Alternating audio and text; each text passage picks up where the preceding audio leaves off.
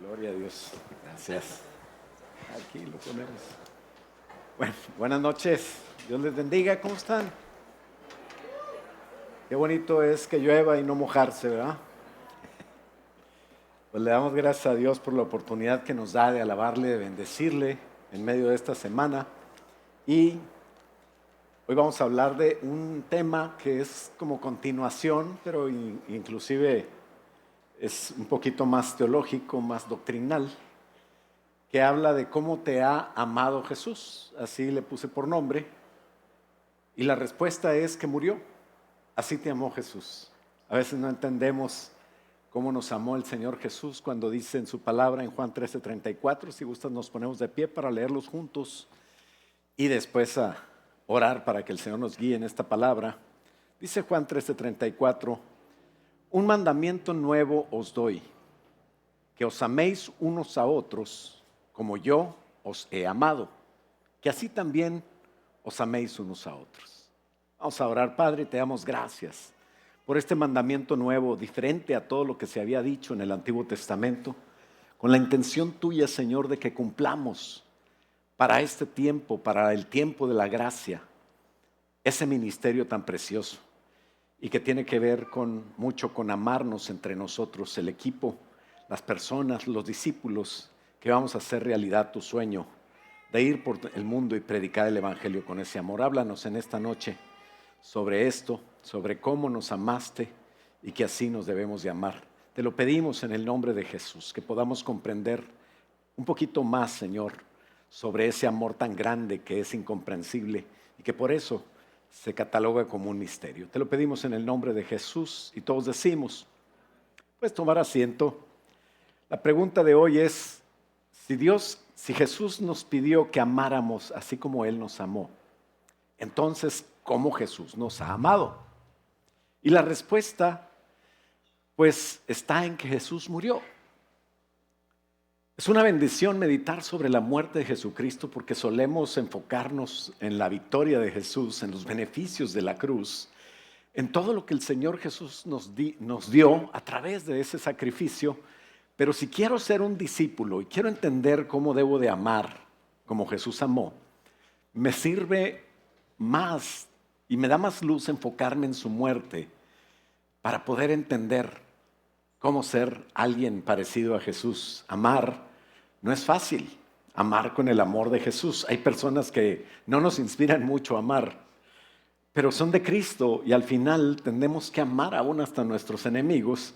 Y por eso el Señor dice, en esto sabrán que son mis discípulos, en que se amen ustedes, entre ustedes, si se aman, no como a su prójimo, sino como yo os he amado, entonces sabrán que son mis discípulos.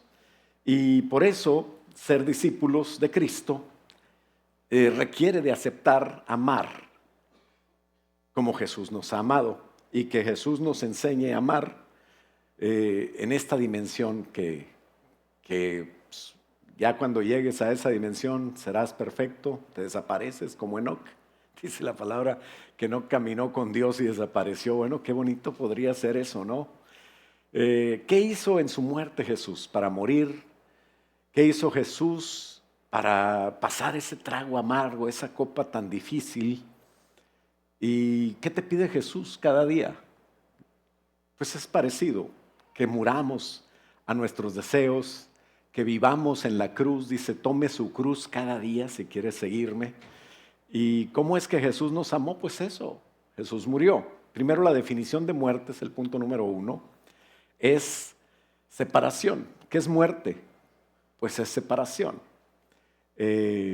Según la Biblia, la muerte no es el final de la vida, sino es más bien la separación, la muerte biológica, la separación del cuerpo, del alma y del espíritu.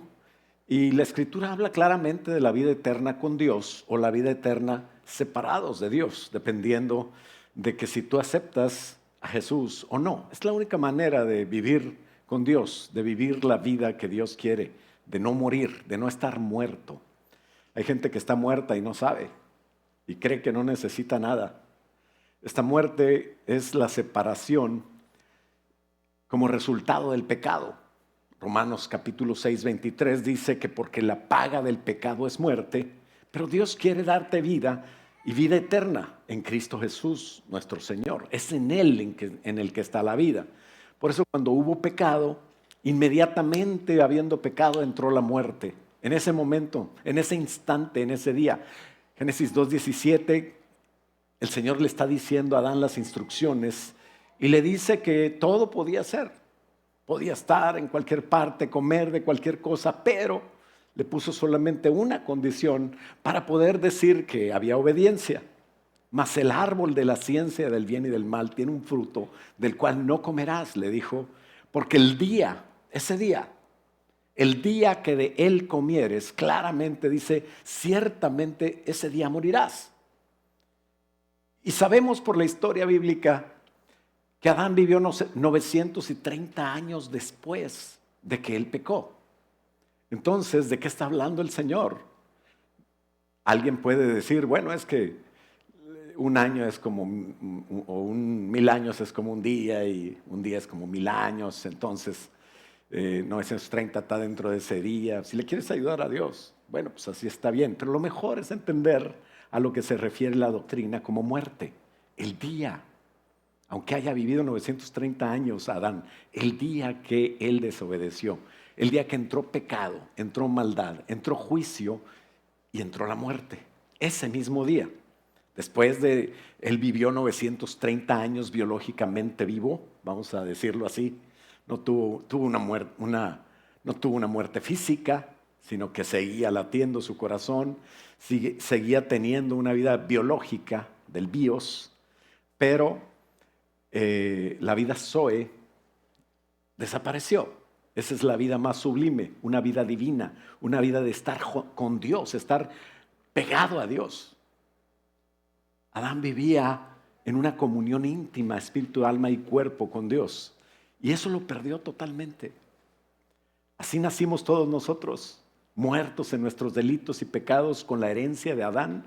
Nosotros tenemos una vida biológica cuando nacemos, pero no tenemos una vida zoe, una vida espiritual.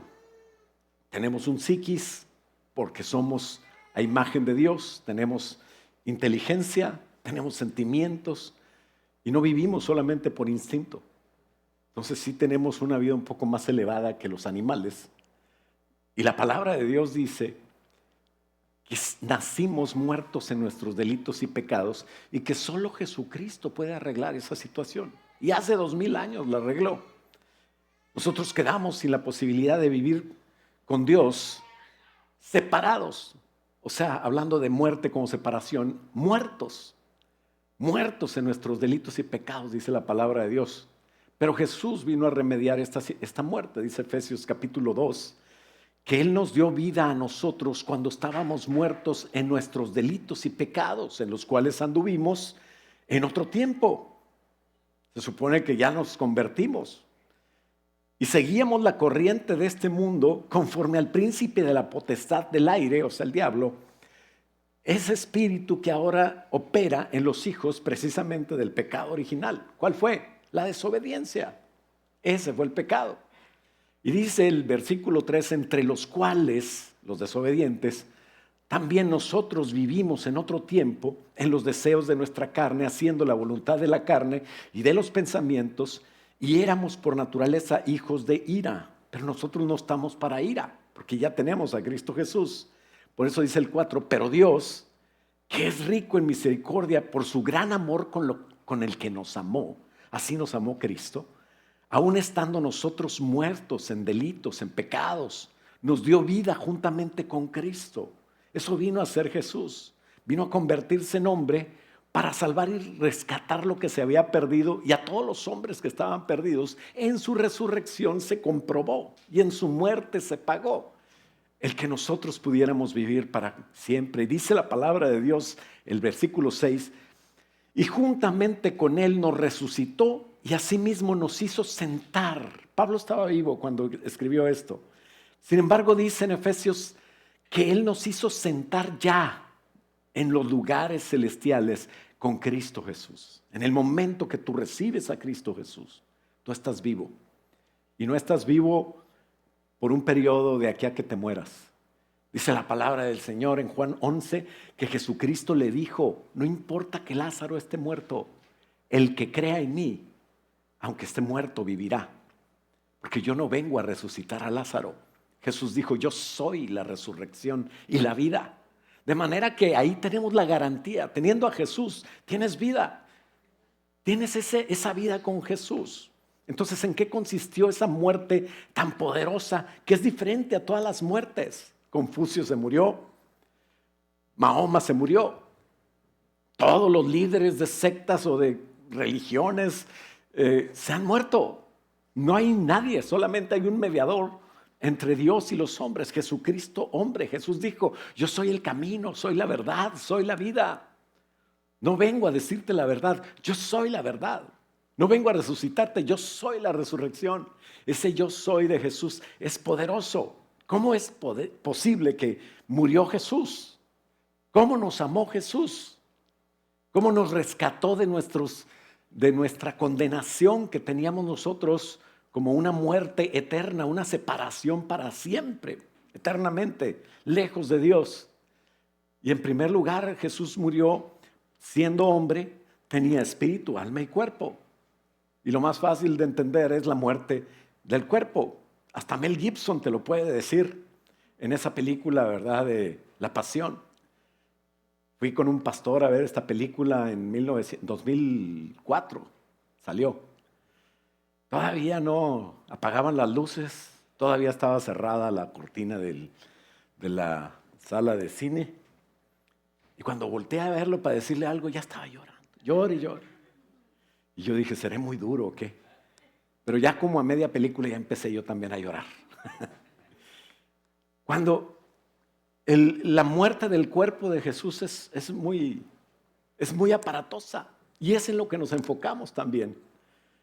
La muerte del cuerpo de Cristo, cuando Jesús murió, ese es el punto número 2. Primero, muerte es separación. Espero que quede aclarado. Muerte no es se acabó. Como dicen por ahí, se murió el perro y se acabó la rabia, ¿verdad? Nosotros no somos perros. Nosotros vamos a vivir eternamente. Una vez me preguntaron, ¿por qué vivimos eternamente? Porque Dios nos creó con una capacidad de decisión de tal manera que yo puedo decidir dónde vivir. Y Dios te lo pone. Así también Dios creó a los ángeles con capacidad y voluntad de decisión. Y hay unos que están condenados y otros que están vivos y con Dios todavía. Entonces la solución está en aceptar a Jesús, aceptar su señorío y querer vivir con Él. No es que Dios no te quiera con Él, es que Dios no quiere a nadie que no quiera estar con Él, ¿no? Cuando alguien quiere, tienes que estar conmigo, aunque no me quieras, te encierro con 3 candados, con una puerta negra. Entonces eso está medio loco, ese cuate, ¿no? Psicópata. Gracias a Dios no estamos en Arabia ni lugares donde si tienes oportunidad habla al 911 y van por ti. Pero bueno, cuando murió el Señor Jesús en el templo, que era lo que representaba la verdad que está en el cielo, había un velo. Le dicen velo, nos imaginamos como el velo de novia o como algo, una tela muy delgada. No, este velo tenía aproximadamente 10 centímetros, 4 pulgadas de espesor. Estaba hecho de 4, confeccionado con 4 tipos de telas: azul, púrpura, lino torcido y carmesí. Y tenía una altura de aproximadamente 12 metros, 40 codos. Se había hecho de 30 de altura, pero Herodes remodeló el templo y lo hizo más alto. Todo esto te lo digo porque la altura y el grosor del velo hacen más trascendental que lo que pasó el día que murió Jesús. Cuando Jesús murió, en el momento exacto que Él entregó su espíritu y murió y expiró, en ese momento el velo se rompió. Los estudiosos dicen que 2 caballos amarrados de un lado al otro y estirando ese velo no lo podían romper. Sin embargo, este velo se rompió de arriba abajo, dice Mateo 27:50. Mas Jesús, habiendo otra vez clamado a gran voz, entregó el Espíritu. Y he aquí el velo del templo se rasgó en dos, de arriba abajo, y la tierra tembló, y las rocas se partieron. En ese preciso momento de la muerte de Jesús, este velo que separaba a toda persona de la presencia misma del Señor, nadie podía entrar ahí, se rasgó en dos de arriba abajo. Fue un acto de Dios. El sacrificio de Jesús en la cruz pagó y limpió por todos los pecados de toda la humanidad. Y el único requisito es aceptar a Jesús y vivir bajo su señorío. El camino al lugar santísimo, el camino a la presencia de Dios está simbolizado en este velo que llevaba al lugar de la presencia de Dios. Y si aceptas a Cristo como Señor y Salvador, no habrá impedimento entre tú y el lugar donde está Dios para vivir con Él eternamente. Jesús logró esa entrada con su muerte. Estamos en un mundo físico, estamos en un mundo material donde se llevó a cabo el pecado. Y solo la muerte de alguien como nosotros, pero que no tuviera pecado, que tuviera una sangre pura, que no hubiera nacido de Adán, por eso a Cristo se le dice el segundo Adán, podía pagar en carne y sangre. ¿Por qué en carne y sangre? Por lo mismo que cuando tomamos la Santa Cena, tenemos el vino en un lado, el pan en otro, y a la hora de juntarse en nuestro cuerpo, si lo hacemos dignamente, nos podemos sanar, será una gran bendición, y si lo hacemos indignamente, hasta te puedes morir. Por eso es que nosotros tenemos que tener cuidado. Es la muerte, la separación de la carne de la sangre de Jesús. El cuerpo fue rasgado, y esa era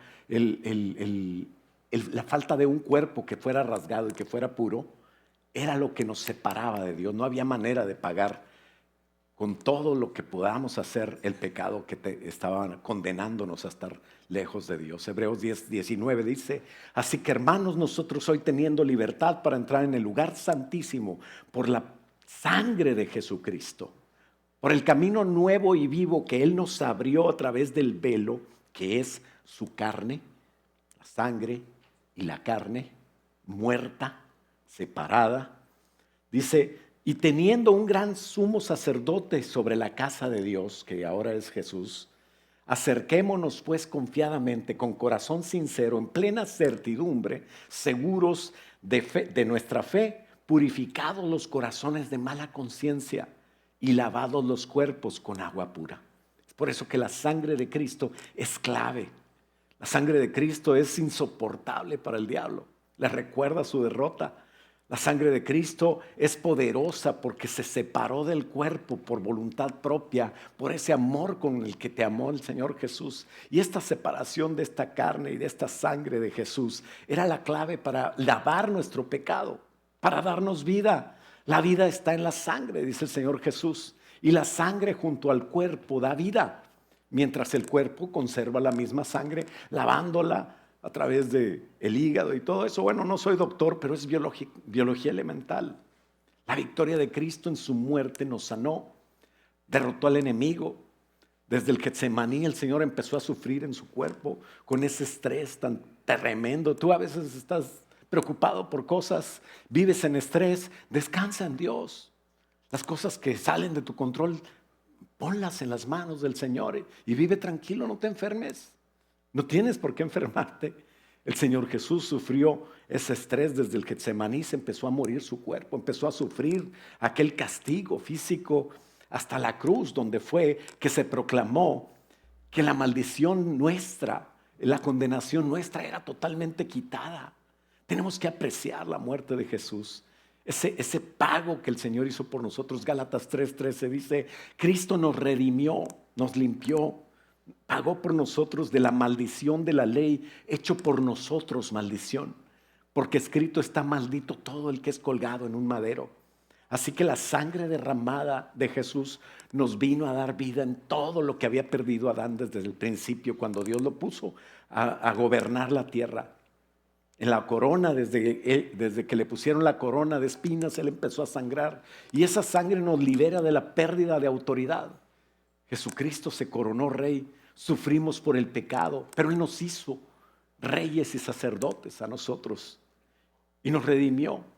Él Nos puso en una creación que debía emanar vida siempre, pero junto con nosotros empezó la maldición a toda la creación y hoy está sufriendo y nace para morir. Todo se muere. Pero Jesús aceptó llevar sobre sus sienes esa corona de espinas y esa terrible opresión para librarnos de ese destino. No quiero decir que exactamente si no lleva una corona no tenemos autoridad, pero es muy, muy bonito poder repasar todo lo que sufrió Jesús y todo lo que nos dio Jesús, sin dejar de apreciar esa muerte preciosa, que es lo que celebramos en la Santa Cena, es lo que celebramos en el bautismo en agua. En realidad no hay una liturgia hoy, no somos ritualistas. Dios no nos mandó a hacer ritos, pero hay dos ordenanzas que sí son ritos, que es el bautismo que se tiene que hacer de cierta manera y la Santa Cena. Y eso es porque la muerte del cuerpo de Jesús es importante. Cuando sufrió ese mortal látigo en su espalda, dice la palabra de Dios en Isaías que Él cargó sobre sí mismo todas nuestras ofensas, nuestras enfermedades, nuestras dolencias. Quedó cancelado todo el castigo. Dice el Señor: venid a mí los que estáis trabajados, cargados, yo te voy a hacer descansar.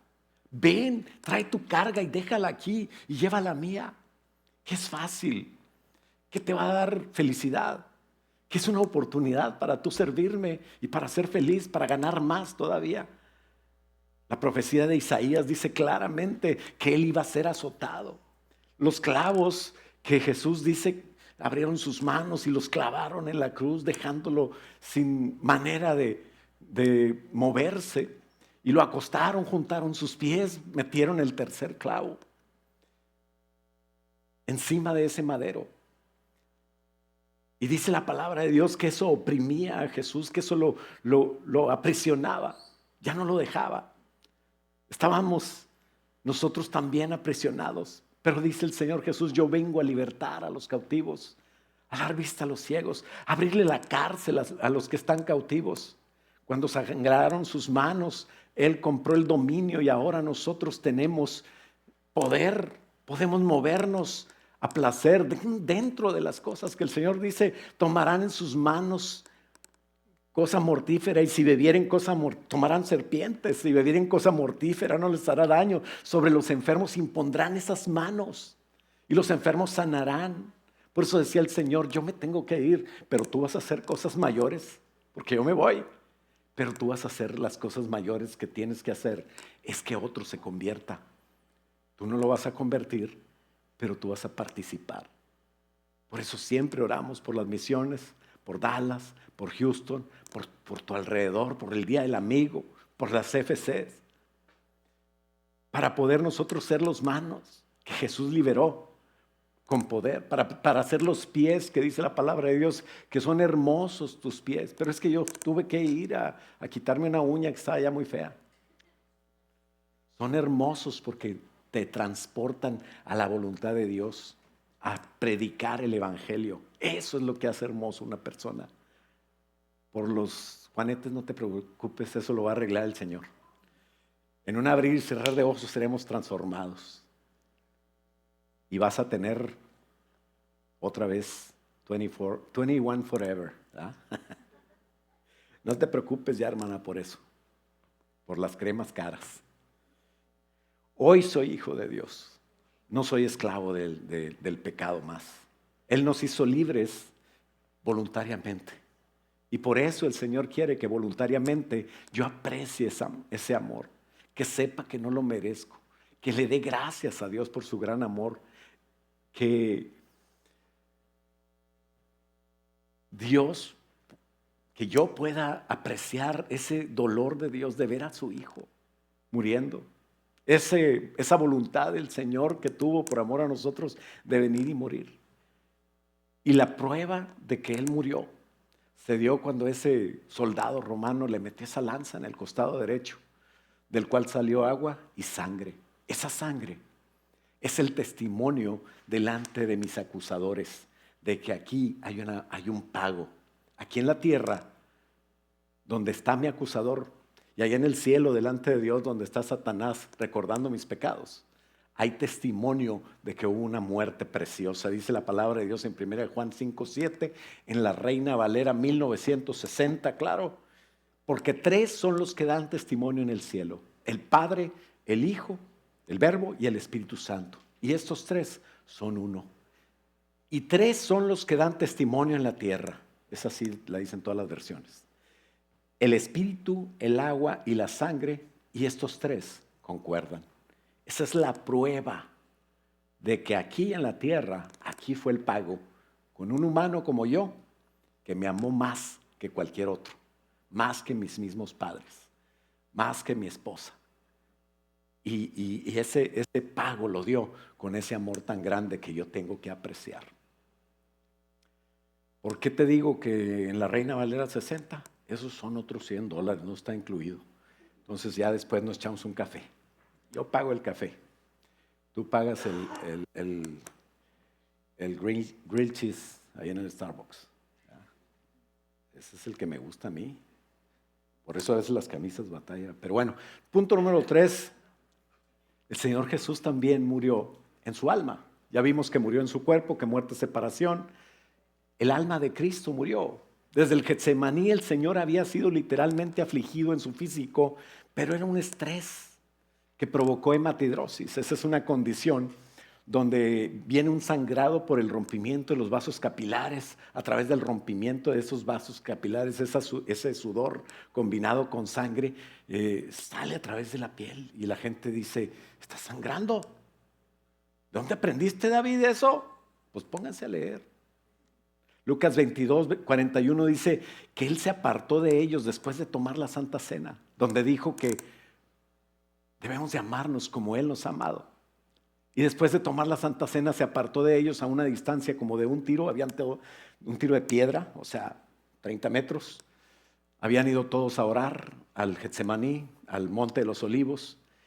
Y Él oraba y decía: Padre, si quieres, pasa de mí esta copa, pero no se haga mi voluntad sino la tuya.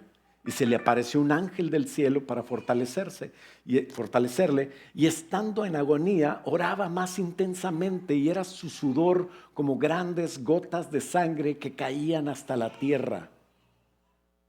Mateo, Marcos, Lucas y Juan, todos escribieron el evangelio según sus capacidades, y cada quien tenía la visión según lo que ellos sabían.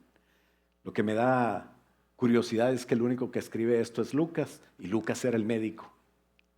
En el alma están los sentimientos, el estrés, la paz, el amor, el odio. Todo eso está en el alma. A nadie le da paz la injusticia. Desde ese momento ya el Señor Jesús sentía el estrés. Cuando estamos siendo acusados y es falso, ¿cómo te pones? Quieres hacer de todo, quieres gritar, y luego te calmas. No es sorpresa que Jesús, que era inocente, fue acusado. Todos sabemos que fue injustamente acusado, pero imagínate abandonado por todos sus amigos. En el momento que más necesitas a tus amigos, es en el momento que te abandonaron. Qué triste, ¿no? Todos sus amigos, sus discípulos, aquel que sacó el cuchillo, la espada y le rompió la oreja al otro, y que dijo: nunca te voy a dejar y yo voy a estar contigo, y que le dijo: no, hombre, primero canto un gallo antes de que me niegues. Todos lo dejaron y se quedó solo con puras personas que lo odiaban por diferentes intereses, mayormente materiales o de poder, de salir en la foto. Todos lo odiaban, lo querían injustamente encontrar culpable. En un pequeño estudio con abogados, penalistas, rabinos, judíos y estudiosos de las leyes, cuentan que hubo más o menos 96, mínimo, 96 violaciones al proceso de juicio de Jesús, que debió ser una carga emocional terrible para nuestro Señor Jesucristo. Que tenemos que apreciar todo eso que hizo por nosotros. A veces no queremos ni que nos digan: aleluya, hermano, eres de los cristianos. No, ten cuidado. Pero Él fue avergonzado también, públicamente, dice la palabra de Dios. Según las regulaciones legales judías, no debía de celebrarse un juicio en la semana de la Pascua.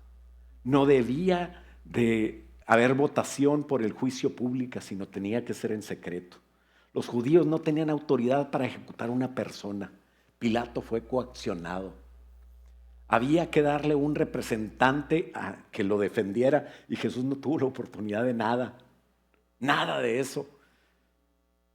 Y siendo el dueño del mundo, fue rechazado por el mundo. ¿Cuántos han sentido rechazo? ¿Cuántos saben de rechazo? Por no decir todos hemos sentido el rechazo. El rechazo provoca grandes daños a nuestra autoestima. Nos sentimos con ganas de aislarnos. Empezamos a juzgarnos nosotros mismos. Ese no sirvo para nada muchas veces viene después de un rechazo de alguien que consideras importante. Estaba delante de las autoridades, delante de los estudiosos. No tenía paz. Se bajó su autoestima, entró en depresión.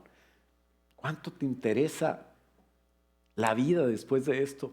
Sin embargo, Jesús, valiente, le interesaba su vida porque la quería dar como pago por ti, por mí.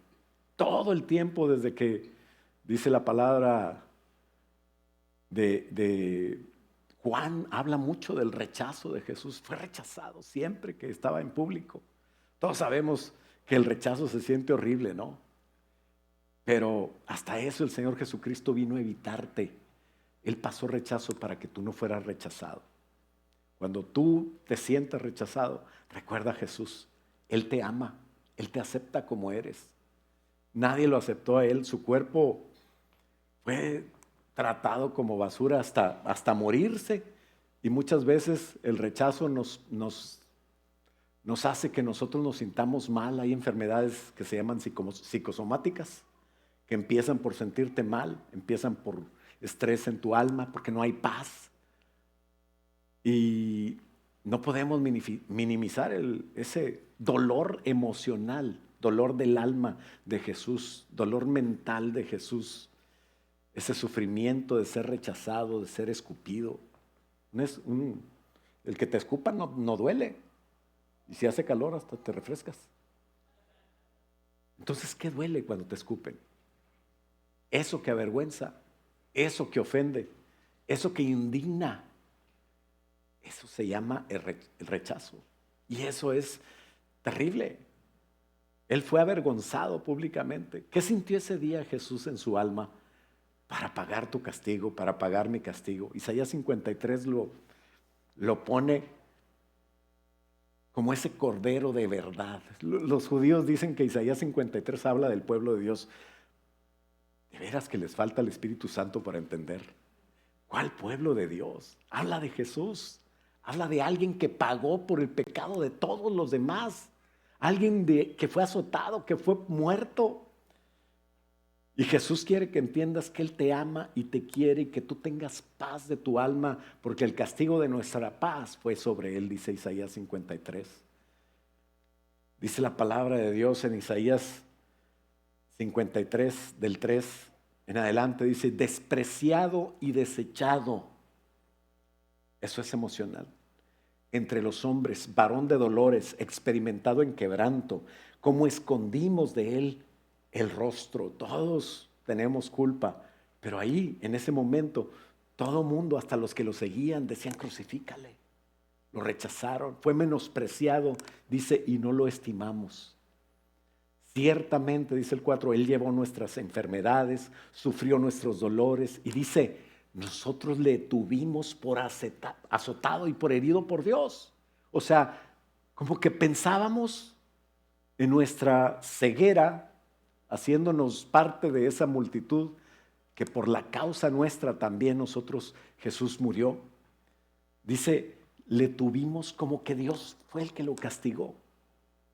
Y era Dios mismo que estaba quitándonos a nosotros el castigo. Ese era para mí. Dice, lo tuvimos por azotado y abatido por Dios. Mas Él herido fue por nuestras rebeliones, molido por nuestros pecados. El castigo de nuestra paz fue sobre Él, y por su llaga fuimos nosotros todos curados. Todos nos descarriamos como ovejas.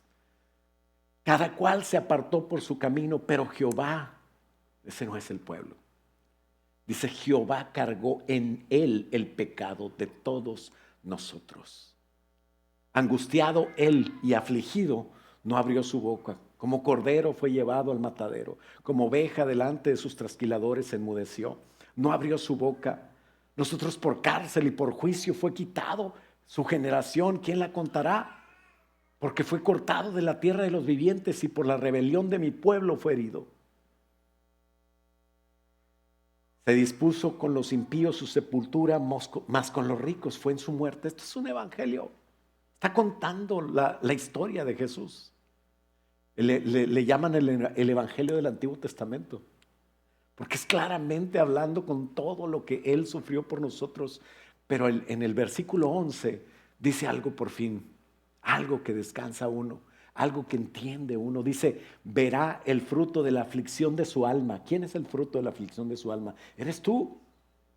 Y es todos aquellos que por tu influencia pueden venir a la iglesia, que por tu testimonio pueden decir, yo quiero más de lo que tú tienes, yo quiero saber qué es eso.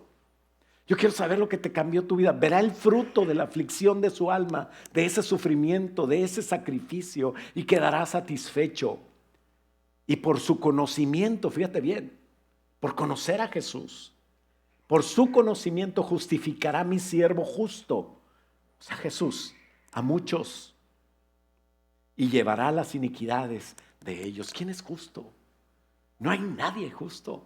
Está hablando de nuestro Señor, ese varón de dolores rechazado, del que habla aquí, por amor a ti y a mí. Él recibió la maldad humana con toda su dureza, con toda su fealdad. Y todo lo que te avergüenza, todo lo que hiciste que nadie sabe. Ni los que mejor te conocen lo saben. El Señor Jesús lo borró para siempre.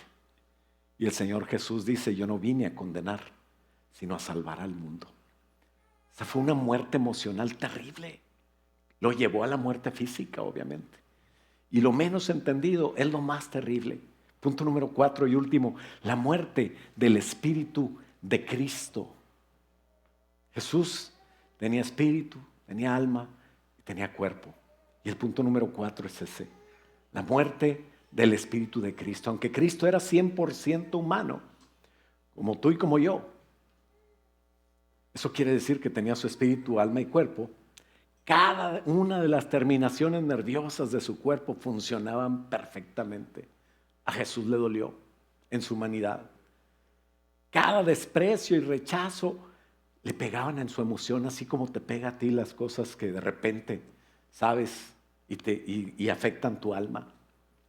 Todo eso lo sintió y lo manejó Jesús como lo hacemos nosotros. Dice que el Señor Jesús pasó por todas las cosas que pasamos nosotros. La diferencia es que Él fue sin pecado. Pero Jesús, lo que menos entendemos, porque entendemos el cuerpo y el alma, es el Espíritu. El Espíritu de Jesús era puro. El Espíritu de Jesús era santo y siempre estuvo funcionando con una comunión preciosa con Dios, porque Él no tenía pecado que le estorbara para tener una comunión en oración, para ver las cosas espirituales como deberíamos de verlas nosotros. Estando en la cruz, Dios Padre y el Espíritu Santo, fíjate lo que pasó, se separaron de Jesús. Dios se separó de Dios. Dios murió. Jesús murió en su espíritu. Acuérdate que muerte, ¿qué quiere decir? Separación. Y Dios Hijo, esto es algo que no podemos entender. Ninguna mente nuestra puede entender a Dios. Y esto se trata de que Dios se separó de Dios. El Padre se separó del Hijo. Cuando el Señor se bautizó, se aceleró mucho esa comunión con Dios. Dice la palabra de Dios que en ese momento se bautiza en agua, sale del agua, el Espíritu desciende como paloma y permanece sobre él. Jesús estuvo en una comunión íntima con el Espíritu Santo y sabes, todo lo que hizo Jesús de sanar enfermos, de saber cosas que no se podían saber normalmente, todo eso lo sabía por el Espíritu Santo, porque Él era humano. Él había dejado todo ese poder en el trono de Dios. Y todos los milagros que hacía era por el Espíritu Santo. ¿No sabías eso? Dice la palabra de Dios en Hechos 10:37. vosotros sabéis lo que se divulgó por toda Judea. Está hablando en Hechos, ubícate. Jesús había muerto hace algunos años. Ustedes saben lo que pasó, lo que todo el mundo supo en Judea, comenzando desde Galilea y después del bautismo que predicó Juan. Cómo Dios ungió con el Espíritu Santo, ungir, llenar. Y con poder a Jesús de Nazaret. Y cómo éste anduvo haciendo bienes, sanando a todos los oprimidos por el diablo, porque Dios estaba con él. Era el Espíritu Santo que estaba en él. Era Dios con él. Cuando él ponía manos sobre enfermos, sanaba. Por eso es que dice que nosotros lo podemos hacer, pero necesitamos llenarnos del Espíritu Santo. Porque Él rompió el velo y ahora puede el Espíritu Santo estar en ti, en tu espíritu. Ojalá que lo dejáramos por medio de la santificación, cambiar tanto nuestro pensamiento que esté también en nuestra alma. Y que fluya y nos inunde y nos desborde de tal manera que mi mismo cuerpo emane poder. ¿Sabes por qué no pasa? Porque necesitamos cambiar nuestra mente y ya no querer salir en la foto. Te vas a creer el Mesías y entonces te perdemos. Dice la palabra de Dios que Jesús anduvo así por el Espíritu que tenía en él, que era el Espíritu Santo.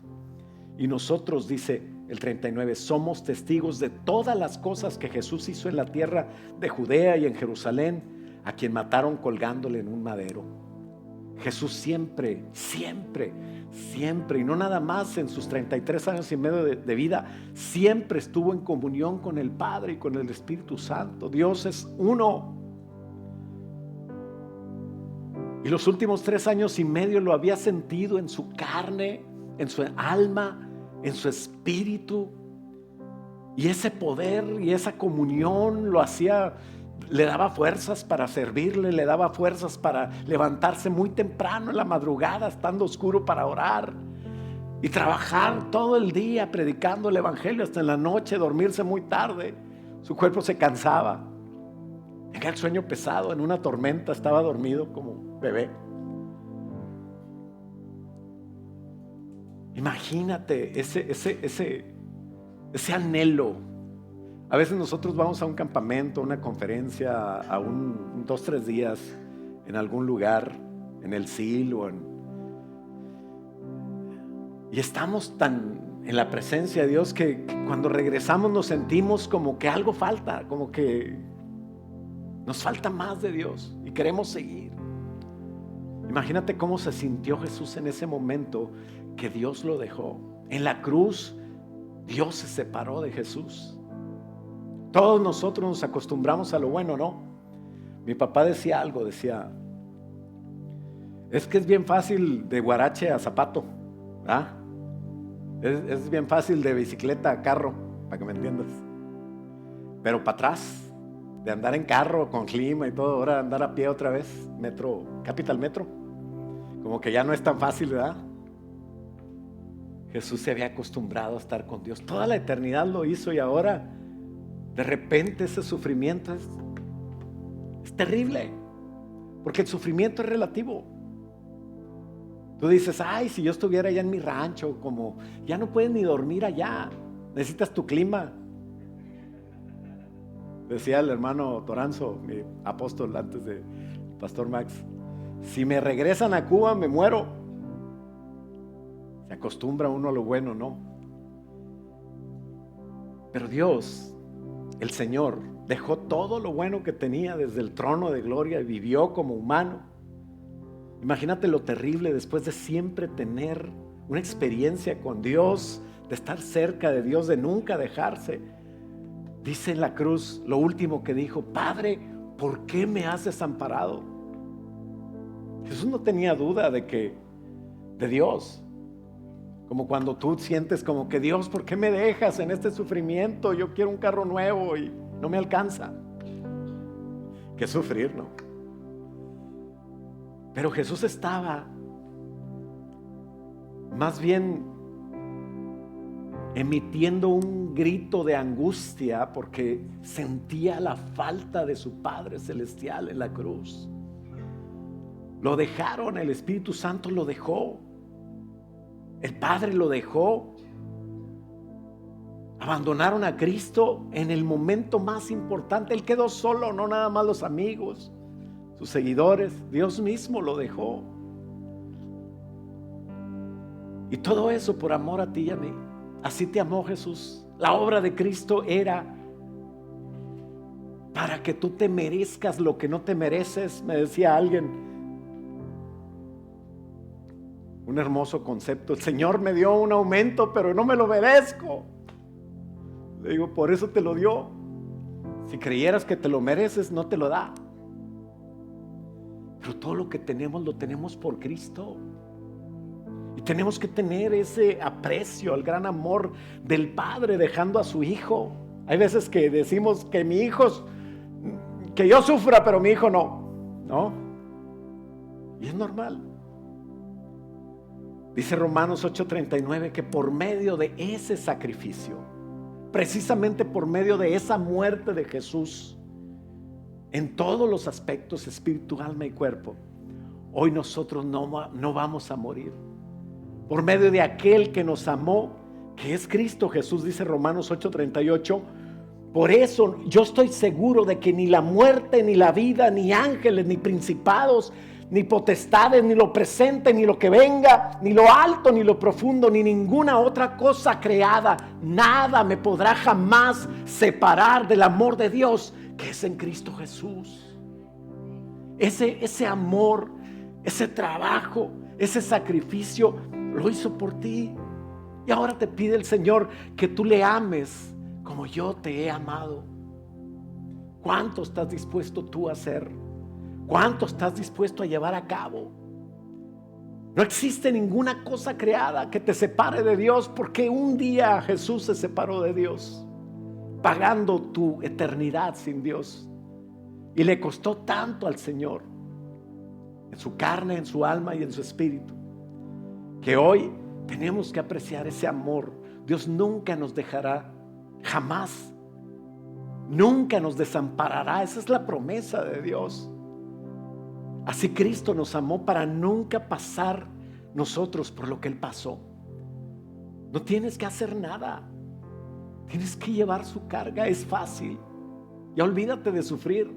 Olvídate de querer hacer sacrificios para Dios. Eso ya no existe. Te engañaron. De nada sirve. El Señor hizo todo ese sacrificio. Lo que Dios quiere es que prediques el evangelio. Lo que Dios quiere es que esa sensación que fue real, que no era una sensación de no tener a Jesús, de no tener a Dios, de que Jesús estaba muerto, jamás la sufras. A las 9 de la mañana lo crucificaron. Ya estaba colgado después de desvelarse toda la noche, en juicios, en estrés, y desde la noche anterior orando en un estrés tremendo, traumático totalmente. Y ahí estuvo hasta las 3 de la tarde, 6 horas estuvo Jesús en agonía terrible. Y lo peor empezó a mediodía, cuando el sol estaba en todo su apogeo. Y dice la palabra en Mateo 27:45, desde las 12, desde mediodía, desde la hora sexta, hubo tinieblas sobre toda la tierra hasta la hora novena. Cerca de la hora novena, Jesús clamó a gran voz, diciendo: Elí, Elí, lama sabactani, que quiere decir: Dios mío, ¿por qué me has desamparado? Jesús no oraba así.